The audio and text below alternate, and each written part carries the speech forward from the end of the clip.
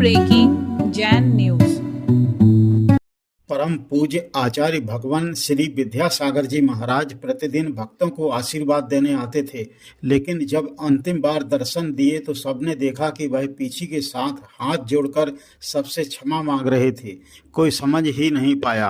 सुनिए इस संबंध में आचार्य श्री के शिष्य परम पूज्य मुनि श्री विनम्र सागर जी महाराज ने अपनी विनयान्जलि में क्या बताया। गुरुदेव दुनिया में नहीं रहे, उन्होंने समाधि ग्रहण कर ली। उसके बाद से लोग बताते हैं कि 600 किलोमीटर का सफर गृहस्थों ने 5.5 घंटे में पार कर लिया। एक के बाद एक दुकानदार लोग बताते हैं कि रात को 2:45 बजे से गाड़ियां इस रोड पर रुक नहीं रही हैं।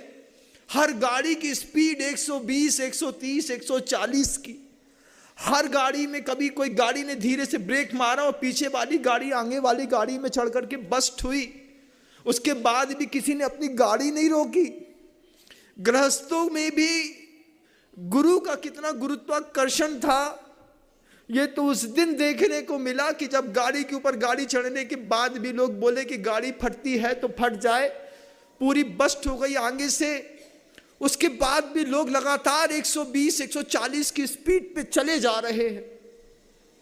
600, 650, 700 किलोमीटर का सफर बाई रोड, सिंगल रोड में लोगों ने 5 घंटे में खत्म कर दिया। जब गुरुदेव को वहां पर अग्नि समर्पित करके आए, लौटने में उन्हीं लोगों को 11-11 घंटे लग गए। तब सोचता था मैं कमरे में बैठ करके कि कितने सारे लोगों पे वो गुरु का गुरुत्वाकर्षण बोल रहा था कि रात में निकले सफर में कुछ भी हो मुझे मेरा गुरु देखना है। कितने सारे लोगों के गुरु थे। सतना में तो लोगों ने अपनी 3 लोगों की तो जान ही चली गई। 2 तो साध्वी संतों के परिवार के लोग थे जिनके अंदर गुरु का गुरुत्वाकर्षण सर चढ़ के बोल रहा था कि कुछ भी हो जाए मुझे मेरे गुरु दिखना चाहिए। कितना कितना आकर्षण है गुरु का, एक साथ कितना मिटा है, कितना डैमेज है। इस डैमेज कंट्रोल को कौन करेगा? डैमेज कंट्रोल कैसे होगा? सोचते माथा गर्म हो जाता है, बिल्कुल फटता है। ऐसा लगता है कि बस कोई आके बोले कि ये सब झूठ है। अशुभ को झेलना कठिन, अशुभ के उदय में अशुभ का बंध ना हो जाए, ये चिंतन बराबर चलता रहता। सुबह 3:45 बजे बैठे बैठे सोच रहा था, मैं यहां रो रहा हूं, बगल वाले कमरे में एक साधु और रो रहा है। सारी साधवियों की आंखों में वेदना है, संवेदनाएं हैं, दर्द है। गृहस्थों के बीच में दर्द है, दूसरी समाज के लोगों की आंख में आंसू है। नरेंद्र मोदी खुद भावुक होकर के मंच पे खड़े होकर के बोल रहे हैं कि ऐसा लगा कि हमने सब खो दिया। कितना बड़ा रूप था गुरुदेव का, कितना बड़ा। सब समझते थे वो कि जो लोग मेरे पास तक नहीं आते हैं, जो लोग मुझे सुनते नहीं हैं, वो भी मेरे हैं। कितने सारे लोगों का दर्द उस दिन दिखाई दिया जब रात के 2:30 बजे लोगों को पता चला कि ऐसा हो गया है। और 11 बजे तक 70-50 हजार से ऊपर आदमी उस स्थान पर जाकर के एक जैसे पब्लिक ब्लास्ट हो गई हो, ऐसे वहां पर पब्लिक ब्लास्ट हो गया। ये दर्द वहां भी खत्म नहीं हुआ। कितने लोगों का पैर कुचला, कितने लोगों के सिर पे टाके आए, कितने लोगों का हाथ छिला, किसी का सिर फटा, किसी का सिर टूटा, खून की धारा बहती रही लोगों की। उसके बाद भी बस एक थी कि मुझे मेरा गुरु अंतिम समय तक दिखना चाहिए आंख में। कैसा गजब का गुरुत्वाकर्षण गुरु का, कैसा खींचा गुरु ने सब तरफ से लोगों को। एक मौन उनका पूरी दुनिया को हिला के चला गया। कैसा भूकंप आया पूरे विश्व पे, विश्व की हर समाज पे। सिर्फ जैनियों का गुरु नहीं है। हम तो गुरु की क्या परिभाषा समझते हैं? गुरु के जाने का दर्द तो सिख समाज से पूछना कभी। 10-10 गुरु खोए उन लोगों ने। उनकी तो पूरी समाज की परंपरा गुरु से चलती है। सिख समाज के लोगों का गुरु को जाने का दर्द वो समझते। हमारे साथ तो 3 व्यवस्थाएं दे दी। भगवान ना गुरु ना मिले तो भगवान के पास चले जाना, भगवान ना मिले तो शास्त्र के पास चले जाना। लेकिन सिख समाज की संवेदनशीलता, जब किसी का बाप मरता है ना, तब पता चलता है कि बाप मरे का दर्द क्या होता है। आज सिख समाज को पता है कि किसी का गुरु गया है तो गुरु जाने का दर्द क्या होता है। उनने 10 खोए हैं आंख के सामने, उनके दर्द हमारे दर्द से भी ज्यादा बड़े हैं, ऐसा मैं समझता हूं। फिर वो सब मिल करके इकट्ठे हैं। हम भले जैन हैं, वो सिख हैं, लेकिन गुरु के खोने पर, गुरु के खोने का दर्द तो हमसे अच्छा तो सिख समझता है। उसका तो नाम ही पड़ा शिष्य से, शिष्य से सिख शब्द बन गया। उनकी परंपराएं गुरु से, उनका आचरण गुरु से, उनके संविधान गुरु से, उनका घर का सौंदर्य गुरु से, उनकी शक्ति गुरु से, उनका जीवन गुरु के लिए।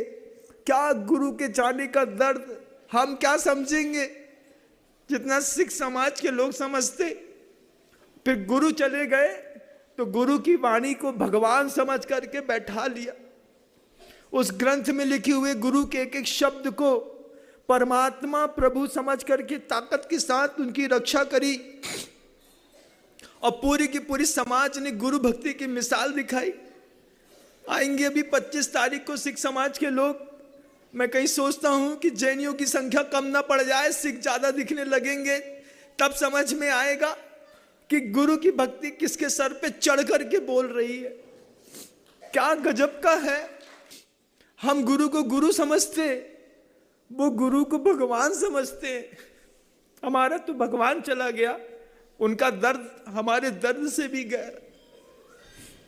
रात में सोच रहा था कि हम तो झेल नहीं पा रहे। इतने सारे शिष्य हैं, इतने सारे साध्वियां हैं, साधु हैं, इतने सारे लोग हैं। गुरु के जब गुरु गए होंगे तब गुरु ने इस दर्द को कैसे झेला होगा। जब दादा गुरु ज्ञान सागर जी महाराज इस धरती को छोड़ करके गए होंगे, उस वक्त गुरुदेव ने अपने आप को कैसे संभाला होगा। अकेले साधु परमेष्ठी, कोई संबोधन देने वाला भी नहीं, कोई पीठ पे हाथ रखने वाला भी नहीं कि विद्यासागर मत रो, गुरु गए हैं फिर मिल जाएंगे। अकेले संभाला गुरुदेव ने अपने आप को। कितना कठोर दिल किया होगा। दादा गुरु ज्ञान सागर जी महाराज के एक एक अंग का स्पर्श करना, 24 घंटे साथ में रहना, उनके कारण गर्मी में घुस करके 50-50 टेम्परेचर पर पूरी रात निकाल देना। एक शब्द गुरुदेव के सिर पर भी दादा गुरु ज्ञान सागर जी महाराज कितना चढ़ के बोलते थे, गुरुदेव गुरुदेव गुरुदेव। 24 घंटे लगे रहते थे कि इनकी संलेखना अच्छे से हो जाए, इनका स्वास्थ्य अच्छे से रहे, इनका भोजन अच्छे से रहे। साइटिका का दर्द होता है, दिन भर मालिश करना, तेल लगाना, सेकना, सिकाई करना, सब करते करते करते जिंदगी के जितने समय दे सकते थे दिया। 2.5-3 साल, 11-12 महीने तो तीव्रतम उत्कर्ष पर दादा गुरु ज्ञान सागर जी महाराज जी की सेवा करी। 24 घंटे जिसके साथ रहो तो वो गुरुदेव है। सेवा करी है बाप समझ कर, बाप पिता से भी ऊपर। कितना सा होगा।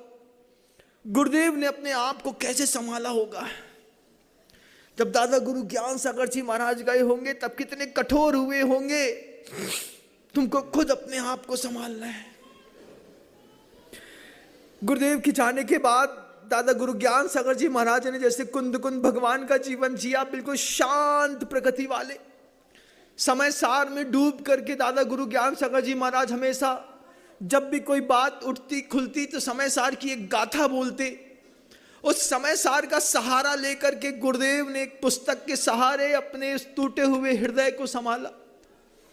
रात में सोच रहा था, गुरुदेव ने अपने आप को संभाला। उस वक्त गुरुदेव अकेले थे, लेकिन आचार्य जी ने ऐसी मोहनी आचार्य सिंह जी का ऐसा प्रभाव था कि गुरुदेव स्वयं समझते थे इस बात को कि अगर मेरे सामने मैंने खुल करके बोल करके ये सब किया, मेरे साथ ही पता नहीं कितने मर जाएंगे, मेरे साथ कितनों का देहांत हो जाएगा। मेरा शरीर तो साधना के साथ छूटेगा, लेकिन कितने लोगों का तो राग और राग के कारण लोग आक्रांत होकर के कहीं किसी स्थिति से कहीं किसी स्थिति से चले जाएंगे। तब जाकर के गुरुदेव अंतिम घड़ी तक सजग रह करके ये बोल करके गुप्त में गए। योग सागर जी महाराज जी को कमरे के अंदर बुला करके बोला, देखो मैंने तो अपने गुरु का दर्द अकेले सह लिया, लेकिन अगर तुमको पता चले कि तुम्हारा गुरु जाने वाला है, तुम लोग सह न पाओगे। ध्यान रखना, जब तक हम हैं तब तक हम हैं। हमारे जाने के बाद शासन की बागडोर समय सागर जी महाराज संभालेंगे, सबका भला होगा। ये शब्द, ये बात अकेले कमरे में कहने के पीछे का कितना बड़ा कठोर दिल और हृदय होगा, कितनी अंदर की उस बात की कोमलता होगी कि अगर मेरे शिष्यों में किसी को भी भनक भी लग गई कि मेरी संलेखना अंतिम समय चल रहा है, इनके मन के आर्त रौद परिणाम तो आज भी बह रहे ना गुरुदेव, आंख से आंसू आपके कारण। देख लिया होता आपको अपनी आंख से तो कुछ संतोष मिल जाता। कदमों को रोक दिया रास्ते में, जो जहां खड़ा है वहीं खड़ा रहे, किसी को आगे आने की जरूरत नहीं है। पता तब जब पता नहीं चला तब तक तो सब ठीक चले जा रहे हैं सब। गुरुदेव को जैसे ही पता चला कि आ रहे हैं बहुत सारे संघ यहां पर, कह दिया योग सागर जी महाराज जी से कि एक भी संघ आया तो देख लेना, मुझे बिल्कुल भी अच्छा नहीं लगेगा। अगर आप मुझे मानते हैं तो व्यवस्थाएं बनाइए, कोई यहां आएगा नहीं। कैसी चाक चौबंद करके रोक दिया। किसी का मोह मेरी स्थितियों को, मेरे शरीर को, मुझको देख करके किसी को किसी भी प्रकार का भान ही ना हो, कोई देख ही ना पाए कि हमारे साथ क्या हुआ, हम क्या कर रहे हैं। बिल्कुल एकांत में जीवन की साधना। योग सागर जी महाराज श्री समता सागर जी महाराज जी बिना आज्ञा के वहां तक पहुंच गए तो उनने देख लिया। गुरुदेव का बस तो चल रहा था कि 3 साधुओं में से भी 2 को अलग कर दो, एक अकेले साधु में अकेले में चुपचाप एकांत में संलेखना हो जाएगी, इतिहास इतिहास रह जाएगा। वो हमारा दर्द नहीं देख सकते थे, इसलिए उनने एकांत में कहा योग सागर जी महाराज जी से कि देखो मैंने तो अपने गुरु का दर्द अकेले सह लिया, लेकिन अगर तुमको पता चले कि तुम्हारा गुरु जाने वाला है, तुम लोग सह न पाओगे। ध्यान रखना, जब तक हम हैं तब तक हम हैं। हमारे जाने के बाद शासन की बागडोर समय सागर जी महाराज संभालेंगे, सबका भला होगा।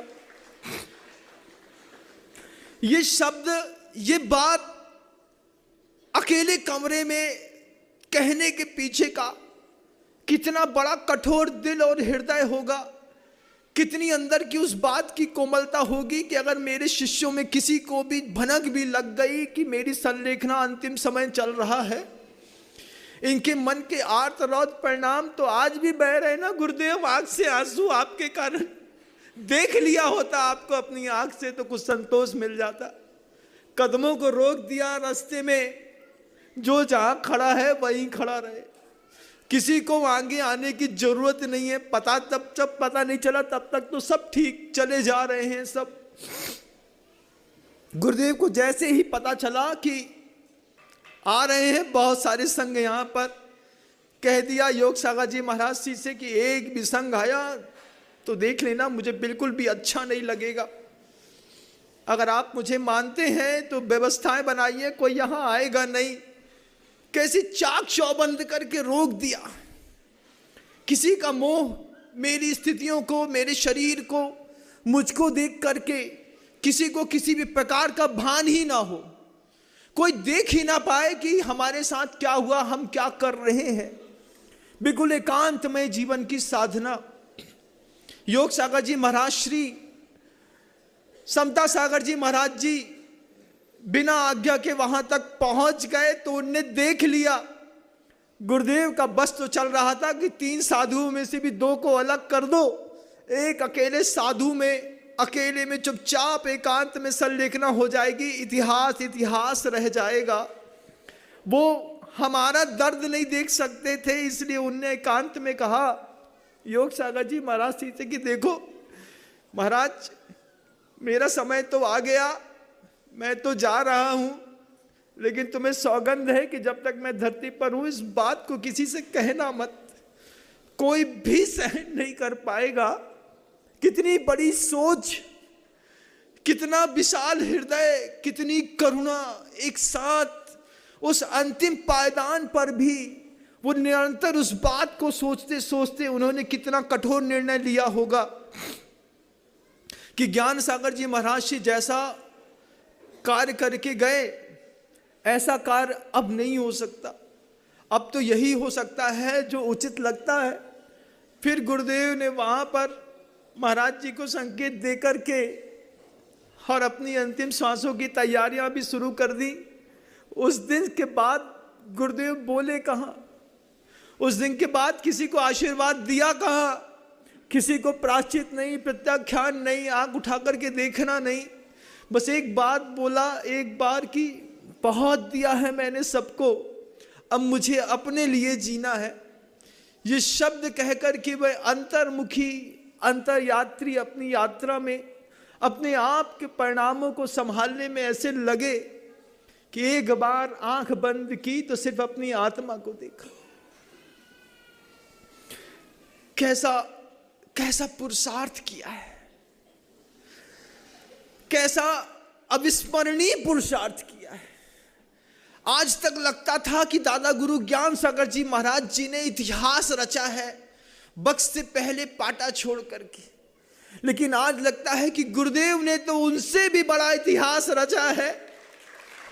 गुरुदेव ने उनसे भी बड़ा पुरुषार्थ किया है इस बात को लेकर के कि बिल्कुल अकेले रह करके एकांत में एकस्व मूढ़ो न तथा परस्य, ये भावना भाते हुए, शुद्धोपयोग की भावना भाते हुए अपनी शक्ति को माप करके कितने समता परिणाम के साथ अंतिम समय का वो दृश्य देखो ना, जब गुरुदेव से बोला कि गुरुदेव आप सुन तो रहे हैं ना, उस अंतिम स्थिति में भी गुरुदेव हाथ उठा करके बोल रहे हैं हाँ मैं सब सुन रहा हूं, मुझे समझ में आ रही। जब गुरुदेव लेटे रहते थे हम लोग देखते थे गुरुदेव को, उनके पेट के ऊपर जब उनका हाथ पड़ता था और ये पंजे बिल्कुल सफेद दिखाई देते थे बर्फ के जैसे, जब वो सोते सोते भी कभी एक आध दो उंगली उठाते थे उतने में इशारा समझ में आता था कि गुरुदेव क्या कह रहे हैं। वैसे ही इशारे उन्होंने अंतिम समय में फिर किए जब महाराज जी ने बोला कि गुरुदेव आप सुन रहे हैं ना, आप चेतना तो है ना, हाथ ऊपर उठा करके बोलते हैं हाँ मैं सब सुन रहा हूं, मैं सब समझ रहा हूं, हर चीज बुद्धि पूर्वक, हर चीज जैसे नियति को पहले से उनने निश्चित कर दिया है कि मुझे बस ऐसा करना है और अपने आप को शांत करके समता पूर्वक चले जाना है। दुनिया के लोग क्या सोचते, गुरुदेव कैसा कमाल कर गए। अभी तक इतिहास ऐसा सोचा था, ऐसी कल्पनाएं बनाई थी कि जैसा दादा गुरु ज्ञान सागर जी महाराज जी ने किया ऐसा गुरुदेव कभी करेंगे, ऐसा कभी कल्पना में था। लेकिन आचार्य श्री जी ने तो उससे भी बड़ी एक और इतिहास, एक और स्वर्णिम वैभव लिखा, ऐसी रेखा खींची कि जब कुनबा इतना बड़ा हो, चाहने वाले इतने बड़े हो, श्रद्धा इतनी सारे लोगों की एक साथ फैली हुई हो, तब निर्णय ऐसे खुले में लेना कई लोगों की जिंदगी से खिलवाड़ हो सकता है। कई लोगों के अंदर के परिणामों के साथ वेदना हो सकती है, कई लोग अशुभ का बंध कर सकते हैं। कोई मेरे निमित्त से अशुभ ना बांधे, इसलिए एकांत में ऐसा परिश्रम लहरा करके कैसे मुस्कुरा के चले गए, बताया तक नहीं कि बस अब हो गया समय, मैं जा रहा हूं। धीरे से इशारा किया थोड़ा सा संभाल लेना, अंतिम बार ऐसा मुस्कुरा के सबको आशीर्वाद दिया। वो दृश्य देखो, जनता के वो सामने भी गए तो एक बार पीछे उठा ली कि जैसे क्षमा मांग रहे हैं, कितने दिनों तक तुम्हारे ऊपर शासन किया, कुछ गलत निकल गया हो तो माफ करो। जनता तक के सामने पीछे उठा ली, भगवान के सामने उठाते थे, इंसान के सामने उठा ली, उठा करके इशारे इशारे में सारी बात कह दी। यही तरीका था मेरे गुरुदेव का, कभी मुख से बोला कहां उन्होंने, बस जो भी किया ऐसे ही किया। बहुत देर में समझ में आया कि गुरुदेव ऐसा कर रहे हैं। हर जगह इशारे लगाए जाते थे। जब गुरुदेव विहार करते थे, हर देश का, हर गांव का आदमी सोचता था इस चौराहे से ये रास्ता कटेगी और यहां आ जाएंगे, लेकिन आचार्यों के मन की कभी कोई ताड़ नहीं पाया। और इतने गहरे आचार्यों के मन की कौन ताड़ पाता? हम छोटे छोटे लोग क्या खाक ताड़ पाते कि हमारे गुरुदेव क्या काम करने जा रहे हैं? सोचो तो, हम भोजन करते हैं जीने के लिए, सांस लेते जीने के लिए, गुरुदेव बोलते काहे के लिए? जिंदगी के लिए। उसका निर्णय तो मेरे हाथ पे है, मैंने शरीर का निर्णय तो कर लिया है। अब काहे के लिए सैंपल देना, ये शब्द कितना भारी हो गया। उस समय तो बिल्कुल आसान सा लगा, लेकिन घटना जब घटती है तब कहाँ दर्द होता। घटना के बारे में जब सोचते हैं, घटना की कल्पनाएं आदमी को उस दर्द से भी गहरा घाव देके जाती है। उन्होंने तो अपने अंतिम पुरुषार्थ के ऊपर कदम बढ़ा ही दिए थे जब पहली बार में उनका अंदेशा हो गया। खुद के शरीर की अनुभूतियां भी तो इंसान से बोलती है ना। शरीर में कभी दर्द होता है तो अंदर से आवाज आती है, ये दर्द है, 8 दिन में ठीक हो जाएगा, 5 दिन में ठीक हो जाएगा, 3 दिन में ठीक हो जाएगा, 2 दिन में ठीक हो जाएगा। गले में खराश होती है तो अंतरात्मा से आवाज आती है कि 3 दिन तो लगेंगे तुम्हारे बुखार को, तुम्हारी खराश को जाने में। आदमी की स्वयं की चेतना भी आदमी से संवाद करती है, और उसी चेतना के संवाद के दम पर आदमी जीवन जीता। उनके खुद की चेतना ने कहा कि टाइम खत्म हो रहा है, कोई औषधि नहीं, कुछ भी नहीं, बस जो है उसमें जितना संभाल सकते हो संभाल लो। अपनी परिस्थितियों को धीरे धीरे धीरे धीरे क्रश करते करते करते जब तक शक रहा, सबके बीच में आकर के हाथ उठा करके वो दृश्य देखो ना गुरुदेव का, बिल्कुल पीले हाथ कैसे किनारे तक ले जा करके हाथ से आशीर्वाद दे रहे हैं, तुम सब खुश रहना। हम समझ ही नहीं पाए, कुछ खोने के बाद ऐसा लगता है कि कुछ पहले समझ गए होते। तुम्हारा क्या गया बताओ? तुम्हारी तो माँ तुम्हारे साथ, तुम्हारे पिता तुम्हारे पास, तुम्हारा पैसा है, तुम्हारी बुद्धि है, तुम्हारा दोस्त है, तुम्हारा मित्र है। साधु का तो सब चला गया ना, कुछ नहीं बचा। यहां तो भिखारी हो गए बिल्कुल। बहुत देर बाद समझ में आई कि हम गुरु के भोगी भी हैं और गुरु के रोगी भी हैं। ना हम गुरु के बिना जी सकते हैं, ना गुरु के बिना रह सकते हैं। शब्द नहीं। त्रासदी का 5वां दिन है, एक भी बूंद आंसुओं की कम नहीं है। अभी भी ऐसा लग रहा है कि कोई चमत्कार हो जाए, कोई कुछ कहे कि ऐसा नहीं हुआ है, लाइफ में थोड़ा सा रिवर्सिंग टाइम पीरियड आ जाए और फिर एक बार उस चीज को रीमेक कर सके, लेकिन ऐसा नहीं होता। नियतियां कभी पलट करके आदमी को पीछे मुड़ने के लिए नहीं कहती। गुरुदेव ने मुख माटी में स्वयं लिखा अपने हाथ से, जैसे आज उनके शब्द कैसे बोल रहे हैं। गुरुदेव ने खुद लिखा मुख माटी में, कहा कि सतपथ पर चलता है सतपथ पाथिक, वह मुड़ करके नहीं देखता, तन से भी और मन से भी। एक बार तन चला गया तो मुड़ के नहीं देखता, मन से भी मुड़ करके नहीं देखता कि पीछे क्या छोड़ करके हम आए हैं। गुरुदेव अपने लिए ये शब्द कह रहे, सतपथ पर चलता है सतपथ का पाथिक, वह मुड़ करके नहीं देखता।